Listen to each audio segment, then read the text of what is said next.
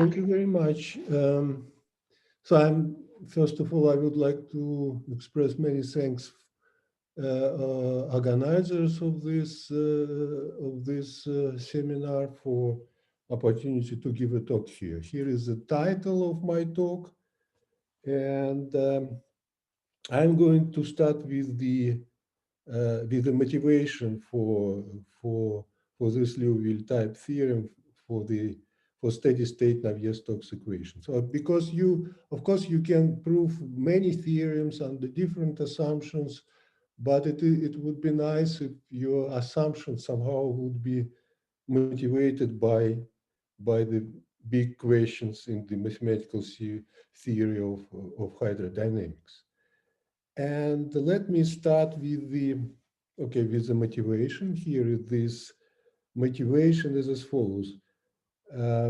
Consider 3D Navier-Stokes equation in the domain which is a complement to the bounded domain omega. This is like a bounded domain omega. You can assume that this is domain with smooth boundary, it doesn't matter.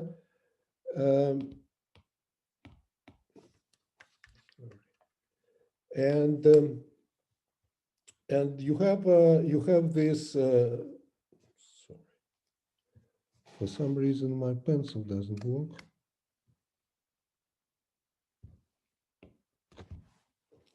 I don't know what happens with my pencil. So.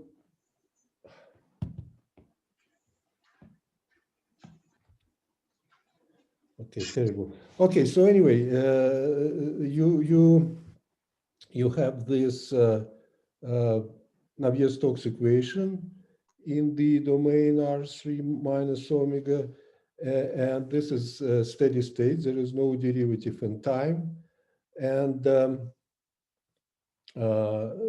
this is incompressible fluid, and therefore velocity field is solenoidal or divergence free. And there is only one parameter here, which is the viscosity positive parameter here. Plus some boundary condition. You have the first boundary condition, which is a so-called non-slip boundary condition on the surface of the body. And you also have a boundary condition at infinity. It is assumed that velocity goes to a vector v naught when x goes to infinity. So this is a physically motivated problem, and the question to find a solution of this problem also solution should be reasonable from the physical point of view. And one of the possible point of view is to look so-called dissolution. So dissolution means energy solution where Dirichlet integral of the velocity field over this domain R3 minus omega is bounded. This is actually not energy dissipation. And this is a big story people sometimes call this flow past obstacle. And in this theory, we can consider two big cases. One of them when the velocity at infinity is non-zero and the velocity at infinity is zero. And the first case is difficult, but there are plenty of results obtained in this for this case. However, in the case of when this velocity at infinity is equal to zero, there are many fundamental questions which are not yet answered. For example, we have existence only for small viscosity, which means that for big Reynolds number, we cannot prove that the solution satisfies energy identity, even if you can prove that it exists for small nu. And the question about uniqueness is still open. maybe question about uniqueness is not very physically motivated for stationary problem, but it is interesting issue. And this is a difficult question, and you can uh, consider even marginal case. Just remove completely obstacle and consider the Navier-Stokes equation in the whole R3 with finite Dirichlet integral. And you also assume that velocity goes to zero, fx goes to infinity, and the question whether or not velocity equal to zero. This problem, this type Liouville-type problem is motivated by the problem of uniqueness for the steady state problem. In non-stationary case, Liouville-type theorem also appear, but in context of local regularity of solution of non-stationary problem. So this is complete. It's slightly different for stationary problem. Appearance of Liouville-type theorem is slightly different. Slightly different nature. So I also, since I'm not going to follow how things depends on viscosity, and I put viscosity equal to 1. Well, you can also look at the some kind of weak form of this problem. You are looking for a solution U which has a finite Dirichlet integral, or if you want to take care about the condition at infinity, it's just this space is just the closure of compactly supported divergence-free function with respect to the Dirichlet integral. And then this is the weak form of the Navier-Stokes, where V is a test function, compactly supported, divergence-free. The question is the same whether or not U is equal to 0. Fortunately, there is no big difference between weak form and strong form, because solution with finite Dirichlet integral are infinitely smooth, and they have even some norms globally bounded. For example, L infinity norm, L6 norm is bounded, pressure is from L3, just simply a consequences of the pressure equation, and even any derivative of U, any derivative is bound. So this is not a problem about regularity, this is a problem about how solution decay at infinity. Well, and you may consider also kind of real Liouville-type theorem, asking the following question. I have a bounded solution to the steady state Navier-Stokes equation in R3, and assumes that solution is bounded. Is this true that U is a constant? It is kind of general. It is really mathematical nature. This problem has mathematical nature. And well, if solution is bounded, simply by scaling, you can do this bounded by 1. I think that this problem, this kind of statement is wrong, but unfortunately, I cannot prove it. However, if you look at your D solution, so solution with finite Dirichlet integral, they are bounded also. But in addition, you also have Dirichlet integral bounded. Well, let us look first at the simple 2D case. So in 2D case, you can consider even a general problem, bounded solution to the Navier-Stokes equation, and here this statement that if you have a bounded solution in R2 of Navier-Stokes, it should be a constant. And in principle, the difficulties with the proving Liouville-type theorem for for Navier Stokes is that those equations are system, and you cannot exploit powerful method of PDE related such as a Harnack inequality and stuff like this. Simply, it's not possible. But if you can find as some kind of scalar governing equation, then you will have a good chance to prove Liouville-type theorem. In the case of the 2D case, there is such a governing scalar equation. This is the equation with respect to vorticity. So vorticity, for vorticity, you have this this nice equation, and vorticity here, and this is very important, that vorticity here is the differential form. This type theorem seems to be already proved by Gilbert and Weinberger many years ago, but I'm going to give you a simple proof given by Gabriel Koch, Nikolai Nadirashvili, myself, and Vladimir Shvirak much later.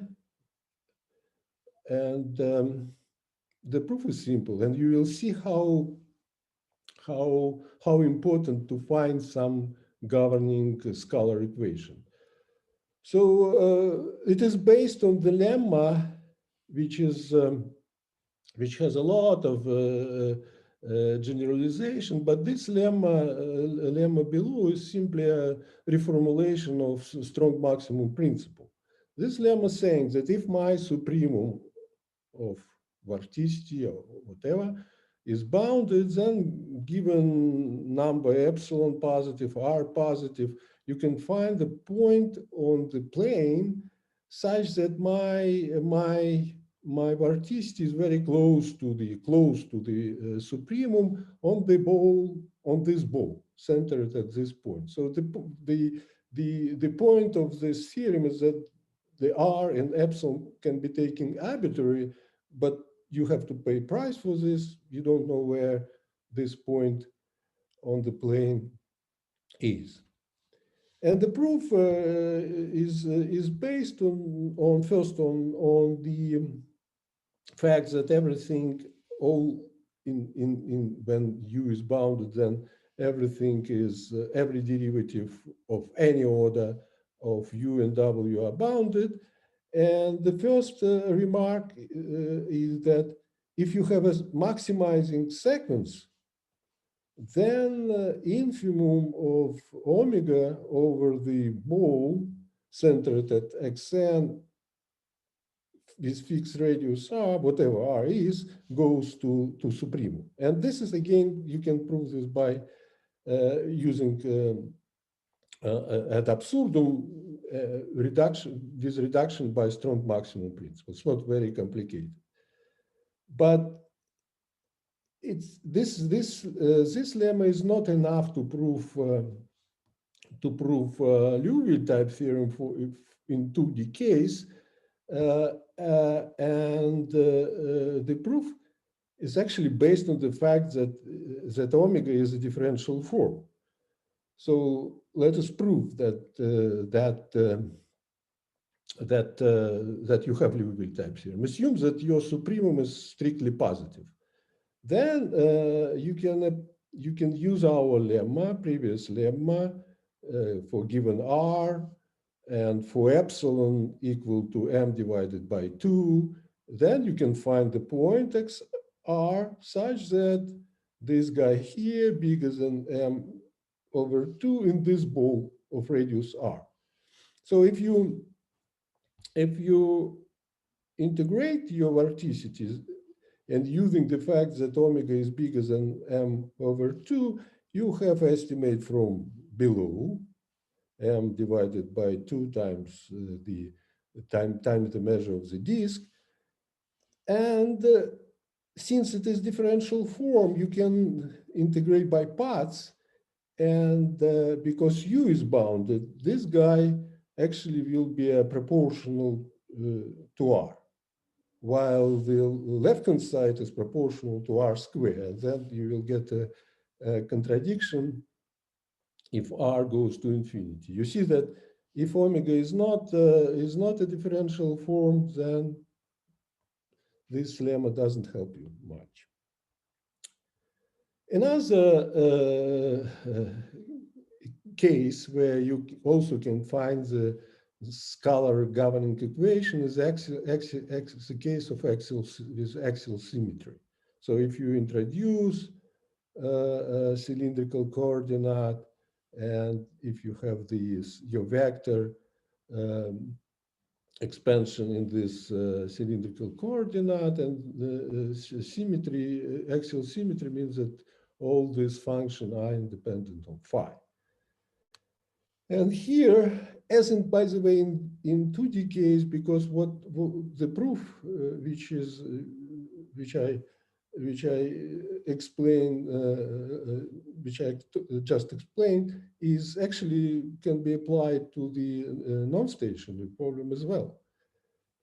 And therefore, and also in the axially symmetric case, we also can use our previous results on non-stationary Liouville-type theorem for non-stationary problem. And in this case, when you study regularity of weak solution to the Navier-Stokes equation, you can reduce this problem of local regularity to Liouville-type theorem for mild bounded tension solution.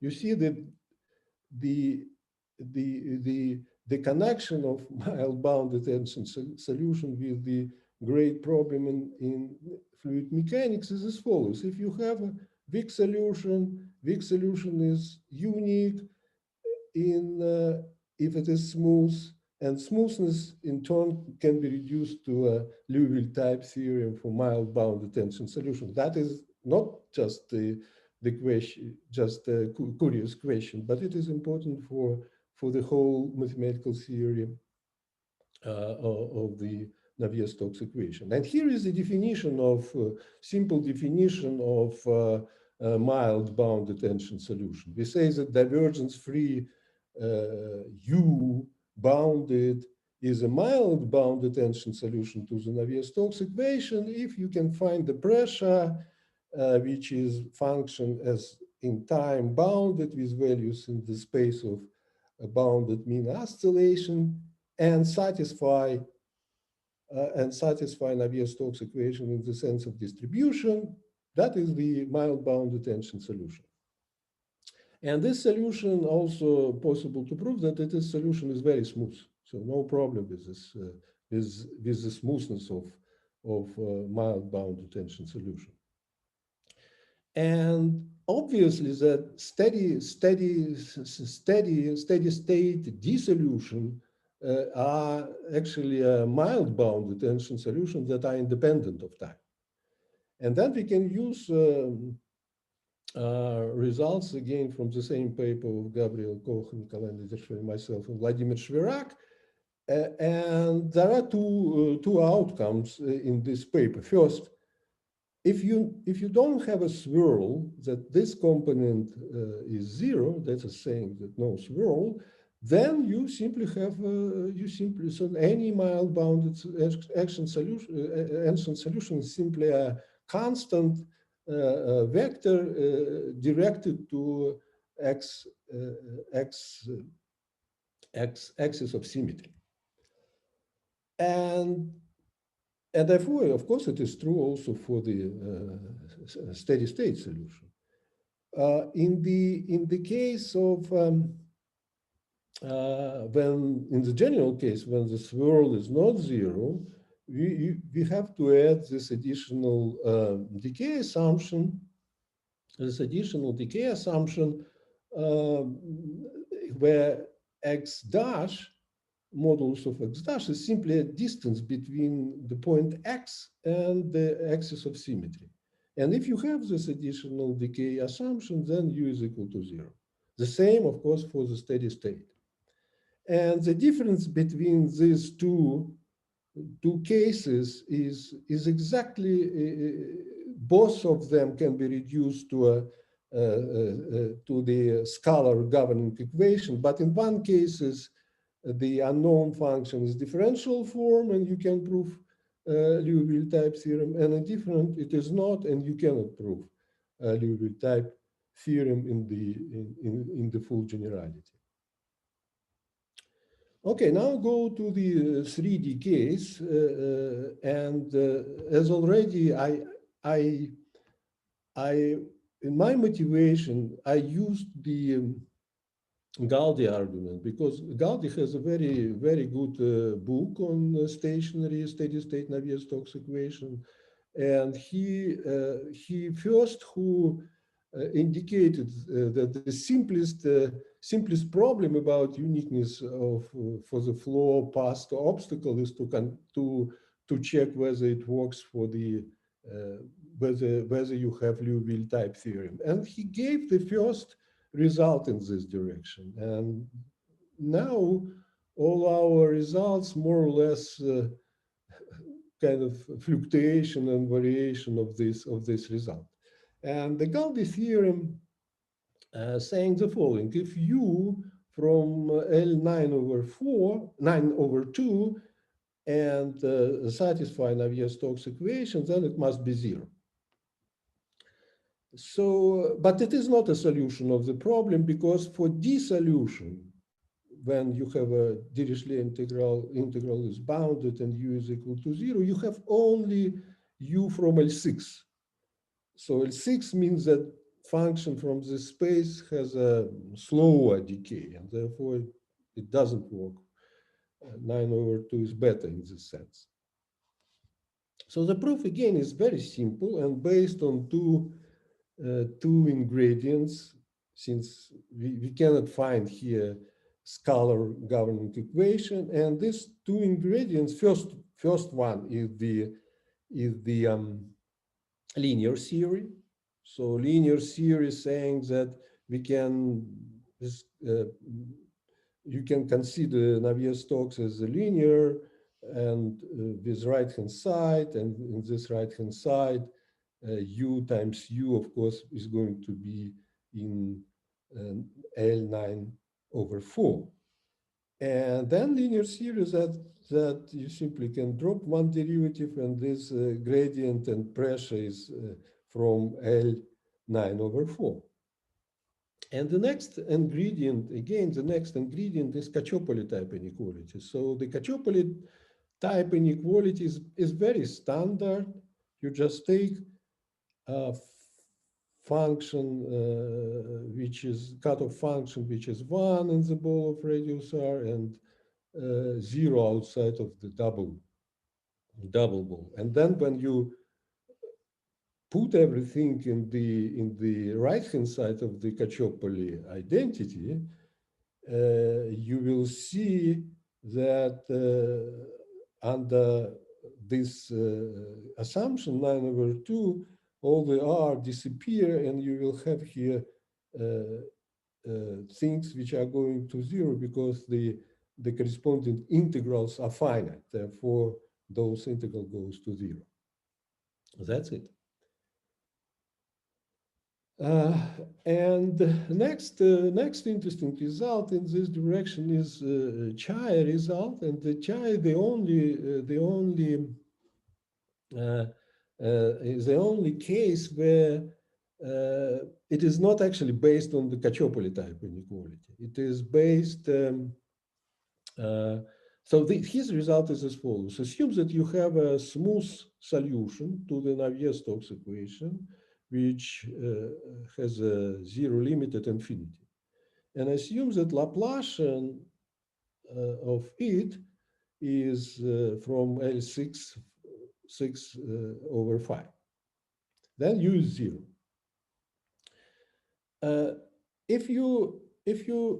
The outline of the proof is as follows: you can use first Calderon-Zygmunt inequality, so you can estimate second derivative through the Laplace, and then Galliard-Nirenberg once, and Galliard-Nirenberg second time. But anyway, after this application of Galliard-Nirenberg, you will see that such a solution automatically is dissolution.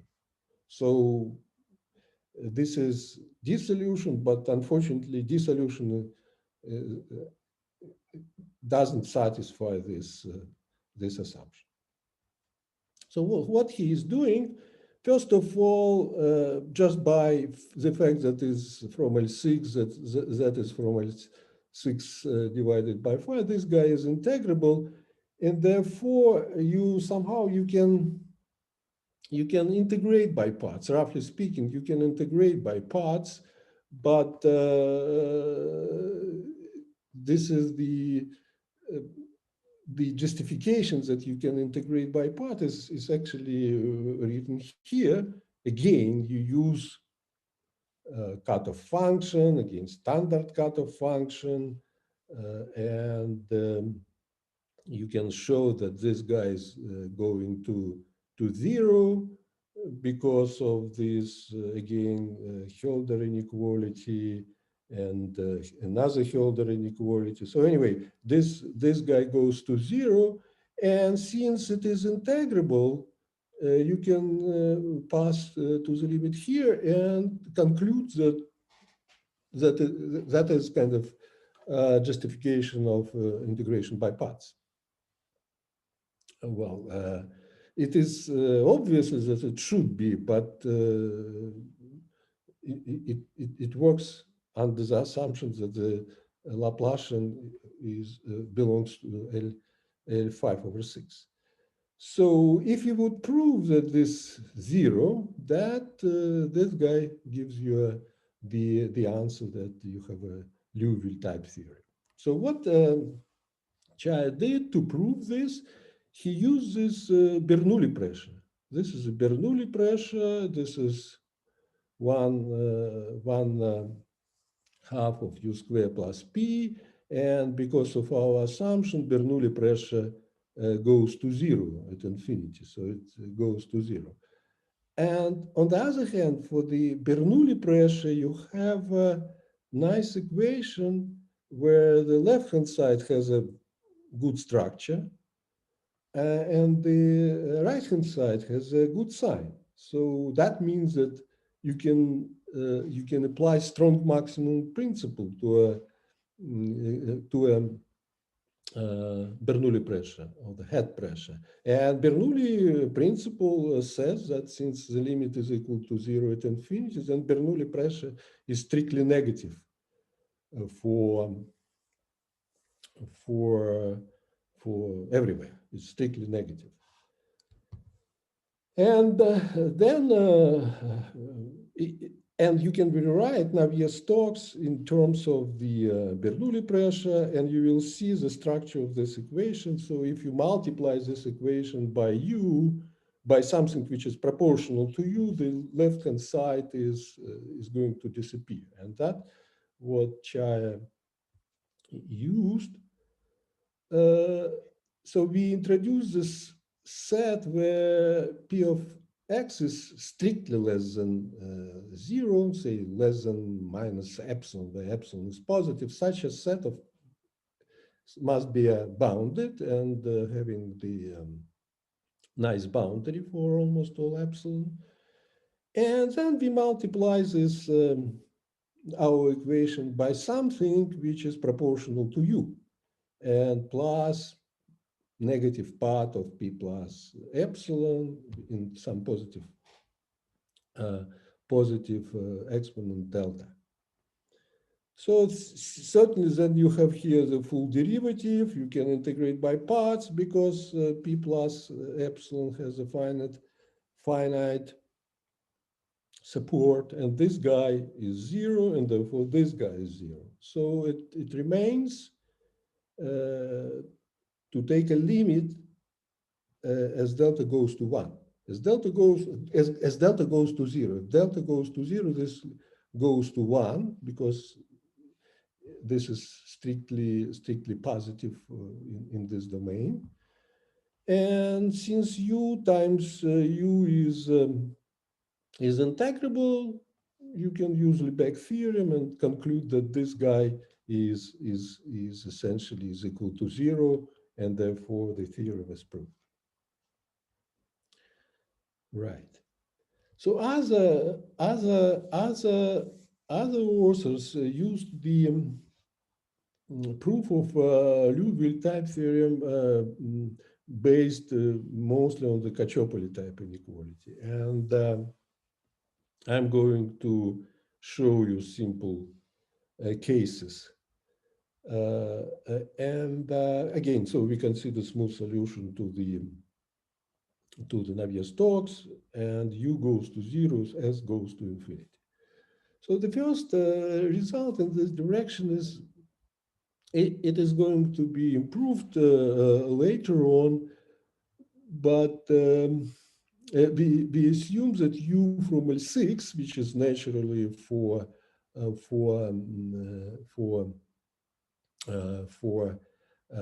dissolution, and plus additional assumptions that U is in B more minus 1. And then, if so, then U must be 0. And what is in this particular case means that U is B more minus 1? It means that you can find a skew symmetric matrix of bounded mean oscillation so that U is divergence of D. And in 3D case, you may replace this skew symmetric by the rod. So it means that there is a vectorial potential bounded mean oscillation, and U is the rod of this potential, and without loss of generality, we may assume that this also divergence free. Potential is divergence free. So here is the sketch of the proof. It's again based on the Cacciopoli type inequality. This is a Cacciopoli type inequality. Here, this S he is a positive parameter, is strictly bigger than 2, and U naught is a constant. So if it would be just Laplacian, of course, it would be a trivial non-triviality related with the fact that you have a non-linear term, which makes this problem super critical, and you also have the pressure. So the Cacciopoli type inequality in this case is maybe looks very simple, but there is you need a skill to prove it.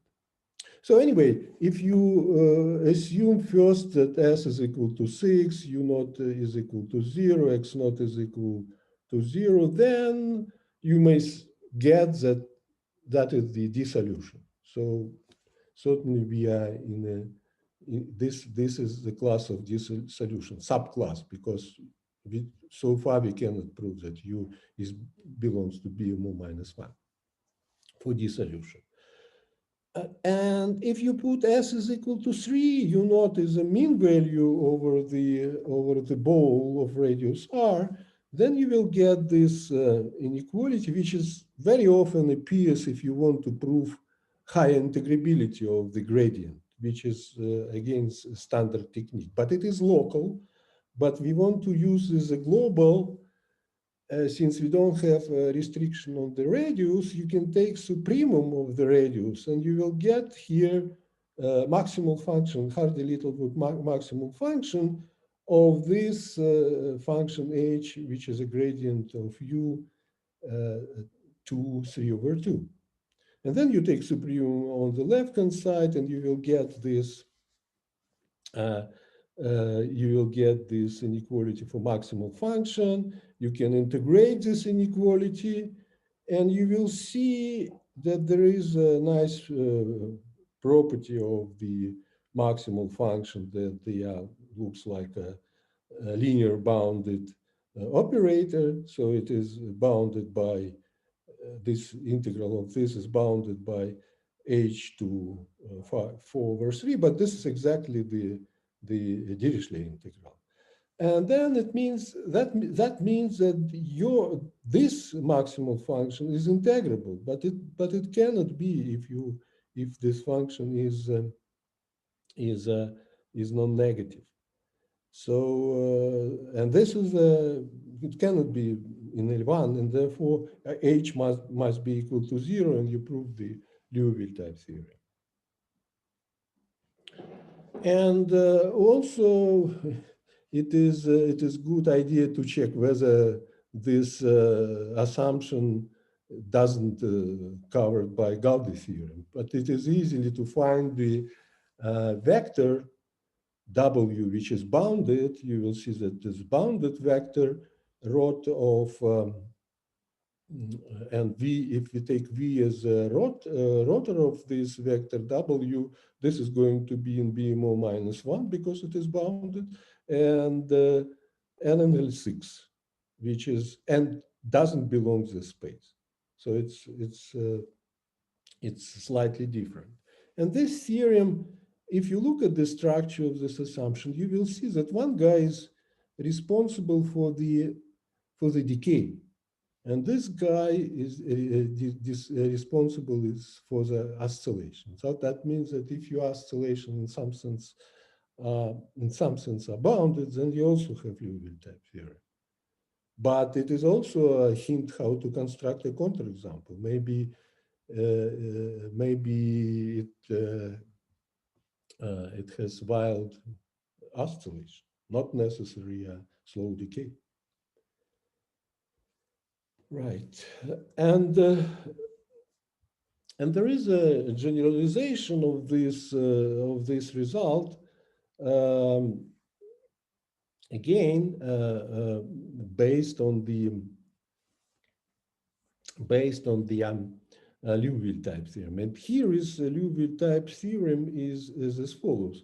Assumes that in the ball of radius r, as it here, in the ball of radius r, your U is presented as a rotor of function, and divergence of U is equal to 0. It's not a big deal. You can find such many functions of this type.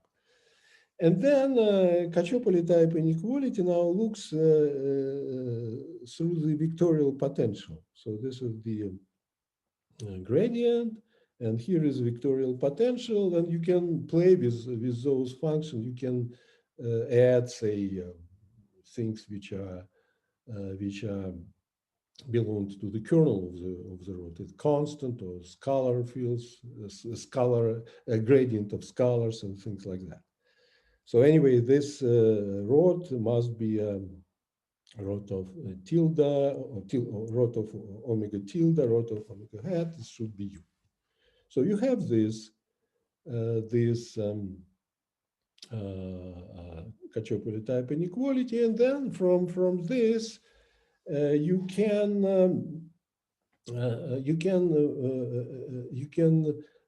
formulate Liouville type theorem in terms of the oscillation of the vectorial potential.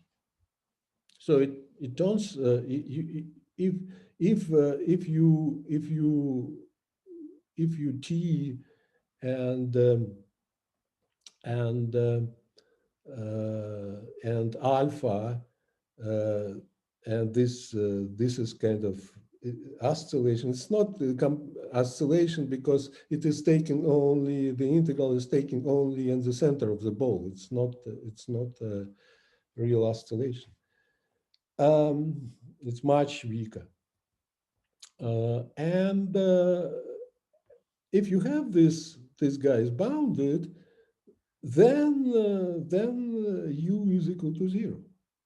And for example, if you put here alpha is equal to 0, then this assumption simply tells you that omega must be BMO. And therefore, omega BMO, that means that these we proved Liouville type theorem under assumptions that U is from BMO minus 1. You don't need to put here additional assumptions that it is from L6. And the proof is again, so you taking your Cacciopoli type inequality, these two function two vectorial potential in this way. Look at this inequality, and under using simple argument, you can show that first of all, this function is going to be bounded as a function R, so it's going to be a dissolution. But for you to be a dissolution, you can put everywhere identity. It's more a wider class. But if you have strong inequality, you will have an R goes to infinity, this goes to 0, and you have a Liouville-type theorem. Another one is based on the is in terms of something which looks like a Mori potential, but again, since it is computed only at the origin, it's not the Mori potential in full generality. So again, if you have this guy bounded, then with certain connection between beta and q, then u is equal to 0. And again, the proof is a little bit more complicated. You can take this function omega bar omega tilde solution of this boundary value problem, which is possible. And then Cacciopoli type inequality take this form. And then since you have a nice inequality for the curl, like Poincaré Sobolev inequality for the curl, put it here, and after some boring calculation, you will get that this you have a Liouville-type theorem. So further achievement is due to Don Ho-Chai and Wolf in 2016. They slightly improved Galdi condition. So they have this additional multiplier, which makes it weaker than assumption of Galdi. And anyway, the proof is also based on type fine Cacciopoli type inequality, but it's in certain implicit way. And since I'm going to talk about extension of this, then I'm not going to comment the proof. Also, there is a result the same year, Kazona, Terasawa, Kawasugi. Sorry, I forgot to say that I'm going to, the talk is going to be like a short review. And unfortunately, I cannot mention all the results in this direction. So I'm very sorry about this. Especially, there are very, very nice results where R3 replaced by slab or layer. So I'm not going to talk about this, and I'm very sorry. So Kazono Terasawa consider again dissolution, and they showed the following. That if this lim seems to be lim inf, if this lim inf or maybe lim sub, if this lim sub satisfies this assumption for d less than some absolute constant, or the L9 over 2 weak norm of U is also in some sense small in this sense, that there is a delta between 0 and some universal constant. You have this inequality, then U is equal to 0. This two condition looks a little bit um, strange, but they are essentially the assumption on this inequality, which is, to my mind, is the main result of Casona with co-authors. They prove that there is that you can estimate the Dirichlet integral through this limb sub of rotor. So it's kind of condition on the decay of rotor as x goes to infinity. Essentially, this power of 5 over 3 is not stupid. It is a power which very much related with the exponent 9 over 2, because if you, and that's exactly what Casona and Scorza did, they proved that you have this decay for u through the decay of rotor, through decay of the rotor. And this, yeah, that is the main part of this decay is this guy here. And of course, if you take 9 over 3, you will see 3, which is a kind of borderline of everything. And the second result, but it is simply not very deep. It is more or less obvious that you can also estimate the norms of U, the Dirichlet integral through the weak L3 norm. Sorry, it should be L9 over 2 infinity. And the proof based on the Biot-Savart law, especially this type of decay, it's purely Biot-Savart law, and Cacciopoli type inequality. And once you have this inequality, the theorem is trivially follows from this one. And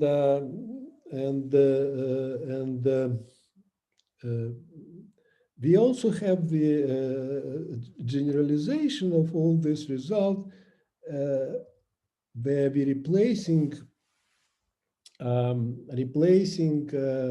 Lebesgue spaces with Lorentz spaces, because clearly that everything is about around 9 over 2, but spaces which we have in hand are not sharp tool to study the difference between, to study behavior, decay at infinity.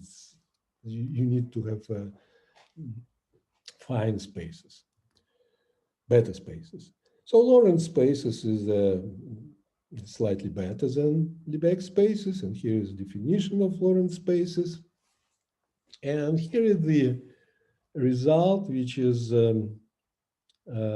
saying that if you have this value, and here is this definition of this value, if this guy is bounded, then you have everything. You have a D solution is D, and if you have this, you also have a Liouville-type theorem. You also have Liouville-type theorem. But it is, of course, true if this limit simply equal to 0. Then, of course, it is true. And the second statement is more as it's also the first statement is for Q is bigger than 3, and this is for Q is less than 3. So I'm not going to prove it. I just want to give a comment, because the proof is not very. It is boring. So if you put here Q and L equal 9 over 2, then U will be from the L 9 over 2. This is, and we will see that that Gaudi follows from our theorem, because if you put it here, you will see that this guy, this is exactly this guy, And if this norm is bounded, then this guy is bounded. But more, since we have this estimate for the uh, dissipation for the integral, you will see that should be less than this limit as r goes to infinity. That's of course should goes to zero if you from this space. For if you also put q equal to 9/2 L is equal to infinity, we get Kazona Terasawa Kawasugi. We also get we get this generalization of the Gaudi result, because we prove that if you computed on this annulus, and when r goes to infinity, this should goes to zero, then u is identically zero. This is, of course, not true for any function from this 9/2, but certainly it is true if you consider, if you replace the space by the closure of smooth compactly supported function with respect to the norm in weak L9/2. We also can... Gregory, sorry, maybe you have just a couple of minutes. Yeah, okay. Okay. Yeah. So in D, we show that if you take function b like this, then the integral in the Chaia-Wolf is going to be infinity, and therefore our result doesn't follow from Chaia and Wolf. And then since I have to give 2 minutes, I'm just want to mention about the last Don-Hu-Chai result, where he proved that if somehow if U and P contributed equally in this